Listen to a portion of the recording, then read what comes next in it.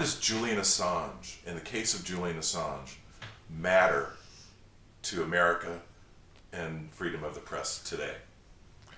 The attempt to extradite and prosecute Julian Assange, and he's already been indicted, is a direct assault on the freedom of the press, on the First Amendment, and on journalism here in general. It's the very first prosecution of a journalist for doing journalism, criminalizing journalism, in effect, in this country, in blatant violation of the First Amendment.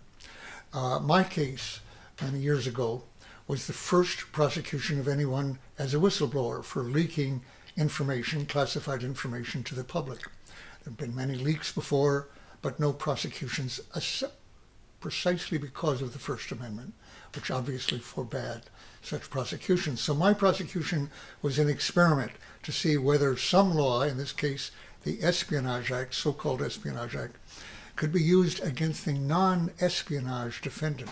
I wasn't claimed to be a spy. It was recognized that I was a source. In fact, they knew, acting out of patriotic motives, to give information to the public that the government did not want out because it revealed violations of treaties. It revealed decades of lying to the American public and of secret threats that had increasingly escalated a wrongful, hopeless, murderous war. Like, for example, the war that we have waged on Iraq for many years now, and was impending just last week as we speak, actually, against Iran.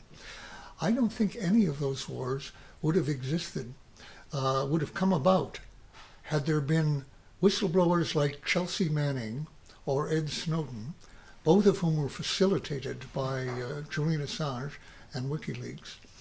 If that had been, if the public and the Congress had been told about the planning, the threats, the lies involved in those operations, I think that what amount to millions of people ultimately would have lived, would have had their lives spared. I wish that had happened just last week as we speak here now, in early January, where many people must have understood that what the newspapers described as their stunning reaction, they're being stunned to President Trump's choice of what was called an option, but a clearly illegal, unconstitutional murder, political murder of Qasem Soleimani in Iraq.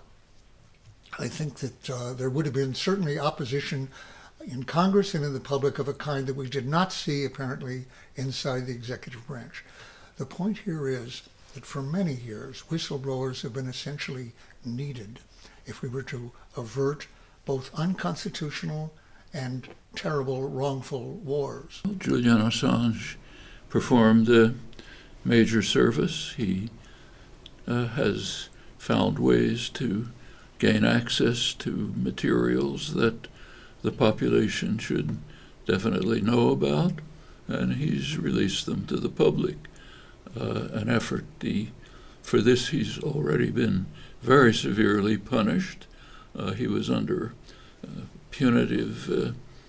very punitive house arrest for years, sequestered in the Ecuadorian embassy. They kicked him out. He's been placed in a high-security prison. His life is in danger from the treatment he's received, and he's now facing the threat of very severe punishment by the U.S. government for the services that he's performed for the public.